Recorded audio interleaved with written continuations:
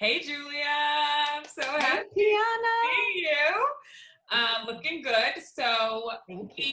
you were at the board meeting when we came up with this idea, and we Yes, were throwing things around, and we're like, oh, maybe we just want people to share their journeys and share their shit. And we were all like, that's it, that's it. share your shit. So here we are. This is episode 4. So I'm excited. Yeah, we've had Yanni, who's the president. We've had Alexis. We did Jennifer Hudson, and we're doing you now. So I think this is great. Not only for 2 reasons: for Navo and for the members to get to know us and who we are, but for you. I mean, Yeah. this will be content for your website, and you can take little clips, so it'll be fun. So I know all about how fabulous you are. So please share who you are, what your passions are, what you do. Okay, sure. So let's see. I don't even know where to start, but I'll tell you how I got here. How about that? So I spent about 20 years in corporate America in financial and executive roles, as an analyst, and then I moved into more executive CFO, COO type roles. And I came home one day after about 20 years and I told my husband, they're stealing my soul. And that was really the only way I could put it. But I loved working and I loved being out there. And so that's when I really went into my own journey of entrepreneurship. And I started doing consulting and doing the work that I was doing in corporate America, but for smaller companies like 10 to $100 million, and really helping them to develop strategies that aligned with the operational behaviors of the company. So what I mean is, this is the strategy of the company. Now let's make sure that the people doing the work understand what they do and how it aligns to the success of the company. So getting everyone on the same page, rowing in the same direction. And it's been a complete joy. And so about 5 years ago, I actually added coaching. But when I put in quotation marks, it's because my CEO said, you've been coaching me all along. How is this an addition? Exactly.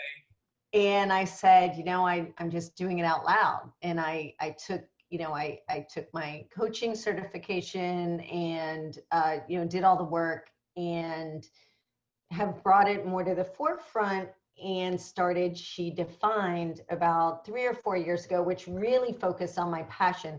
From the time I can remember, Tiana, like as a little kid, I was protecting those who were not being protected by the world.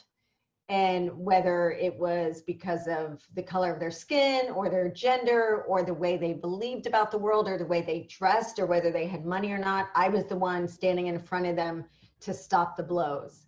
And so I turned it into, a business about 3 or 4 years ago where we do coaching workshops and retreats specifically for females. And what has really been attracted to us are really female entrepreneurs who are trying to get around the stuff that's been holding them back their whole life, Right. and ready to move them forward and walk through the fear and all that stuff. So that's where I am today.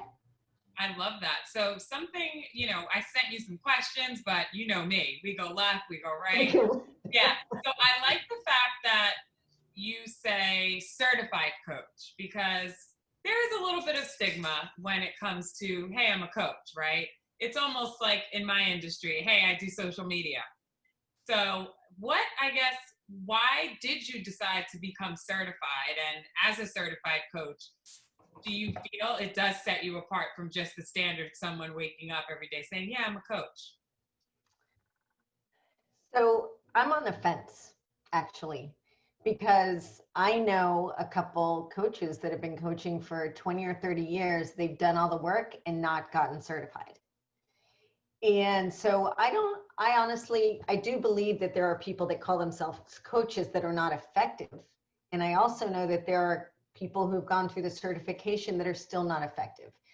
And so I think the certification is important and helpful to set yourself apart. But the truth is, and this is my belief, and from my experience, the truth is, I believe that I'm a good coach because of the work I've done on myself. So I think that me walking, my talk and me fighting through my own battles and me looking in the mirror some of those times when you don't want to look in the mirror and facing your shit. And then on the coaching side, getting the skills on how to translate that to an effective conversation is important. But if you don't do the work yourself, if you're not willing to really do the yucky stuff that gets us through, you know, some of our humanness, I really don't know that any amount of certification or coaching is going to make you strong. I think you got to be willing to look in the mirror and say, I'm imperfect and I'm trying. That's a good point. And being that you said that, you are a cancer warrior. So you have been through the ringer. And is there anything with your journey from corporate America till now that, with everything you've gone through, the fear and focusing on your business and your personal, how do you juggle the fear of that with the big C? And we know you're good now, but you know, anything can happen. God, you know, God willing, nothing does. But how do you juggle that fear and then continuing to stay on your journey and focus on what's ahead of you and staying present? And that's the answer, T, staying present. Listen, once you've had cancer and, you know, I have a family history of loss from cancer, and you see that someone can go into remission and 5 years later it comes back and they die. You know, I'm not going to sit here and say that, you know, when I have, you know, breathing issues or a major pain for a long period of time that I don't think, oh my God, it's back. Of course I do. But where I always go back to is a belief system I have that we are exactly where we're supposed to be. And so, as I cry, so whether I have cancer today or I'm cancer free today, it's where I believe I'm supposed to be. And so if it ever came back, I would go to that same place I went to when I was diagnosed, which is, okay, this is where I am today. This is what is. From that space now, what can I do about it? And what can't I do? And what do I have to let go of? And with cancer taught me that piece. Cancer taught me that there's a certain amount I can control. And that which I could control, Tiana, freaking, I went as far as I could with that part. I understood my disease. You know, I asked the hard questions of the doctors. I get really, really clear. And guess what? They and I together decided what treatment was good and right for me. And if that happened again, or when I'm in situations in my company or with clients that maybe don't work out in the way I had hoped, I get back to that place of, okay, what is it that I can control? Handle that. And then what is it that I can't control? And what do I have to let go of? And so that's really the way I manage just about everything. I'm very left-brained. I know that. I'm very logical, which doesn't mean I'm not emotional. I cry all the time. I cry at commercials. Right. But when I get into that space of, oh my gosh, then I go right into, you know, what can I control? What do I have to let go of? So how have you managed to take those lessons that you've just shared and impart that on to your teenage son, who is now, he's very social, right? He has friends, he has a circle, he plays golf. So how, with COVID and being at home, how have you kind of said, here's what you can control and here's what you can't, and it is what it is, buddy? Whew. That's, you know what, I think that's for those of us that are parents, I think that that's our greatest lesson, T, and you know it. That letting go piece of, like, he's going to college next year. So that learning to let go really started the day he got his driver's license.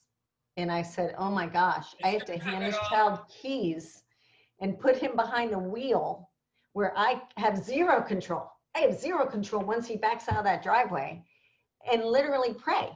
So that's what I tell people all the time. You got to let go, you got to trust, and you got to pray. And that's what I do. And that's my motto. And what I tell him is I say, listen, your choices are your own. I have spent 17 years helping you to understand what's good and right. but what's good and right for me may not be what's good and right for you. I said, so you're going to have to make some of those choices, and I'm going to have to trust that we'll all get through them, and then I'm just going to pray. And then I have to let go. And that, I don't know, I can honestly say I haven't mastered, but me recognizing and me teaching him that he has the choice and he has to live with the outcome, although, you know, something tragic, I would also be living with an outcome, but his choices are his. And I cannot control those. And I certainly won't be able to control them, you know, when he walks out the door in the car, but certainly not when next year when he's in his dorm or out with his buddies or drinking or whatever. I can't control any of that. The only thing I can do is trust him to take the lessons he's learned and use them. And then honestly, I got to pray. So that's my strategy, T. I know. Let go, trust, pray. Let go and let God, right? And Yeah. pray the whole time. I know it's what we all do. We're just trying to cope right now. Yeah. And get through it and combat that fear and focus. So I always ask this question because some people are like solopreneurs and they can just kind of be in their space and go at it alone. And some people like me, I need a support system and a tribe. So how do you, which which side of the playing field are you on? You know, I'm going to say that I go it alone a lot, but not fully alone. So I've been doing what I've been doing for so long that I just have my way of doing things that works and is comfortable. But I do have my own coach. You know, I do have like my Nabo sisters. I know that people have my back and that propels me forward. But and this is not a good way to be, and this is not right. I know this is one of my childhood bullshits that I had to be strong as a child. So I've continued that. I'm working, T, I'm working. But I tend to go it alone first. And I, at times, allow it to go too far down before I reach out for help. That's not what I would advise anyone else to do. And I do feel like it's one of my biggest lessons in this lifetime. I do ask for help a lot more now than I did 10 years ago. But I do think that I go it alone a lot and it's been effective. So it's been a lesson I've learned that works, but I don't know if it really works. Well, it's progress, not perfection, right? So right. Recognize 10 years ago, it was, you know, from now, you know, 10 years ago, I was just like off the charts, but I do that too. I'm like, I got this. And then when I get to a certain point where I'm deep in it, I'm like, no, no. You gotta ask. Why didn't I ask in the beginning? We all do it because it's easier to go at it alone. You can control everything, and I think that's a part of it. It's the control. Yeah. So yeah. Absolutely. And the outside influences of it, but I'm glad to see that we both have that in common. Yeah, that's why I love you, girl. Right back at you. I love you too. So in terms of this quarantine and COVID, what have you learned about yourself, about being home more with everyone there, about honoring your time and your space? Can you personally and professionally? So I think that for me, the pandemic has been the most amazing blessing. I am a 24/7 workaholic. I work too much. It's my space of, I enjoy working. I enjoy doing what I'm doing and I utilize it sometimes, I know, in an unhealthy way. So what I really learned from the pandemic is that I was forced to take more time to just be instead of do.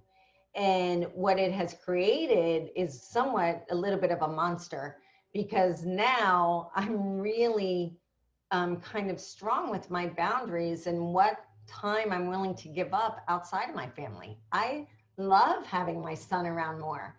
I love being able to stop what I'm doing and just spend time with him. Or, you know, and we're doing all the college stuff, so he needs me more. And I'm able to I got off the hamster wheel, T, and now I'm like, I don't know that I ever want to get back on. I'm with you. I'm with you. And so I learned that what I was doing wasn't necessarily serving me or my family, even though they're so supportive. So it's given me the time and energy to be what they need me to be and support them more because they spend so much time supporting me. It's so true. It's almost I'm with you. It forced me to see things that I didn't necessarily want to see. Yeah. You know, like the hole in the ceiling in your home, or like you gotta caulk something, you know, all of that stuff, because you're sitting in your home like, I'm looking around like, you know, this could use a new coat of paint, and you know, things like that, which are aesthetics. But other things, it forced me to really institute Black History Sundays at home. And Yeah, I love that. knew that my kids weren't learning about their history effectively in school. I didn't learn about my history and culture in school. I knew Yep. that, and you do what you can as a parent, but we're busy. Yeah. So, Yes. you know, with all the movement and diversity and inclusion and women, and I'm like, okay, we got to do something. So whether it's an hour on a Sunday, you're giving me your time. I don't care what you say. You're going to learn something new, and it's been eye opening for them. And honestly, I'm learning things too. So I 100% agree with you. Everyone's like, the pandemic's been good. I'm like, well, not the best for my business, but you Yeah. know, listen, my business is my business. All I have is, like you, is my health and wealth. So Yep. I'll take that any day over a business. Exactly. Yeah, I have found tons of space for gratitude. And you know what I found is I spend a lot less money. So I was like, what was I spending Right, all that money on? right. Because my life hasn't changed, but yet I'm spending way less money. So that must have been money to fill something that I don't need. So 100%. I noticed that too, because I'm a sneaker freak, and I was buying sneakers like left and right when I don't think I bought a pair of sneakers in probably 7 months, and that is unlike me. right. Which is, We don't need the sneakers. I don't, and not that I have anywhere to wear them to anyway now, but you know. So I'd also like you to share a little bit about where you are with SheDefined and what you see on the horizon, and what's next, and I guess kind of tell us a little bit about how you were prior to the pandemic, where you are now, and then what's next. All right, Tiana, I'm going to lay a bombshell on you. No, what? Wait, is this an exclusive? It is. Oh, I haven't announced it yet. okay. All right, you ready? Yes. So, so SheDefined isn't going away. I'm writing my second book called She Knows Numbers, and it's going to be a book that helps women entrepreneurs to really focus on and use their numbers and understand them and not fear them, so that they can grow their businesses. It's too important and it's being lost. So my degrees are in finance, and I have an MBA with a specialization in accounting. So I'm all about the numbers, right? So I'm doing that. However, it's going to be announced in another week or so. Oh my God, drum roll. I am taking the role of COO for one of my clients who I adore, who is What? a fintech company in South Florida. Wow. So I'm still So going to be doing my that's gonna speaking. work. That's okay. So explain how that's gonna work, Miss honoring my time and be, you know, how's that Yeah. plate gonna look?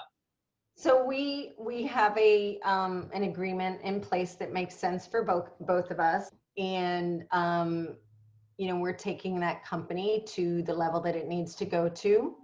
And I'll still have time to do my speaking, and I will still take on a couple very specific coaching clients, and I'm still going to finish my book. So I've still created a space of doing something I love in a company that I really see the amazing potential for, and for a CTO who I mean, a CEO who I respect what she's doing and how she's doing it. So. Wow. Well, I like the fact that well, number one, she's a woman-owned business, so she immediately gets our time, right? Yep. And I like the fact that you weren't afraid to, whether she's your friend, not, you know, to say, listen, I would love to work with you. However, here's my rider. like in celebrity terms, you know, I want the green M&Ms only. You know, I only, you know, so that's great that you two came to terms and agreed on that, and that you can still do what you'd like to do in terms of writing the book and speaking. So are you going into an office? Oh, I've been out with clients for about 4 months now. Okay, good. So I've been out, you know, masking and sanitizing my hands Right. in companies that have all kinds of protocols in place. So it's not that odd for me. Um, you know, but it is definitely, yeah, I'm going to be back in an office, you know, 4 days a week for now. But it's the best of both worlds, right? Because you get It to is. dip your big toe into corporate, but then be like, hey, I'm still an entrepreneur, and then bring the best of both into each area, which is cool, right? Exactly. And you know, Tiana, some of my my consulting gigs have been 2 years long, 2 or 3 days a week in a company. You know, the only difference really is I was more of a virtual COO for them or virtual CFO, and now I'm actually, you know, sitting down in an office and, you know, going to lead a team. So it's not for the outside world. It feels like, oh my gosh, but for me, I've been kind of doing this. I've had a couple very long-term clients that I physically sat in their office for a couple of years. So it to bring them to the level that we committed to. So it's not that weird for me. It's going to look different for people on LinkedIn. Let's put it that way. Do we care what people on LinkedIn really think? Are they paying your bills? They're not paying my bills. And not only that, but you know, this is an entrepreneurial funded startup that Oh, is see, which that is is in financial tech. So it's literally what I do. It's literally what I do. And being able, and she has an amazing team and they're so innovative, and I still get to be my entrepreneurial, innovative thinking, driving self. So I'm really being rewarded for I'm being able to be who I am in a very special and unique way. So I'm and, excited. and she could potentially be a future NAVO member. You never. Well, I'm gonna push that. So if she sees this, she's gonna know this is coming up on her. But Exactly. no, I'll still remain a part of NAVO. I'm not I know you will. defined. You I know, know you it's will. just gonna be more speaking and that type of work. And I'm still working on the book. We can talk about our finances. Yeah. And really, really, because that's the piece. We don't want to look at it. And so we don't. And what we focus on grows. So if we're ignoring our money, if we're ignoring what our financials are telling us, we're not going to make the right decisions to fix them. And it's because, why is it? It's because we make those mean something. We make those mean we're not worthy, that we're not good enough, that we're a failure. We give those numbers so much meaning. And all they mean is you're not there yet, or you need to make a different choice. That's all it means. Right. And getting to that point though, you know, because we've we've been kind of conditioned to say, oh, you're not making six figures, well then you suck. What have you been in Got it. business for Or 5 years? 7 figures, right? Right, right, And right. we send really crazy messages to the world about what success looks like.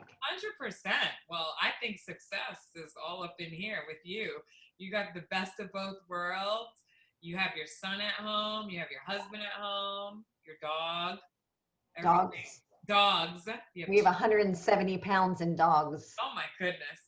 Yeah. So everything is looking up, and I'm so happy to hear that you're well and things are going good. And I truly appreciate your time during the interview. Oh, I appreciate you doing this. I love the concept and I love that we mentioned it and then Tiana got it done. Listen, you know I don't mess around. That's the anal Gemini in me. I gotta and plus listen, I want to be the shit stirrer. So I want people to share their shit all day long. So here we are. Well, thank you so much. Thank you. And I can't wait to air this interview. And I will see you at the next NAVO meeting. I look forward to All it. right, take care. Bye. Bye.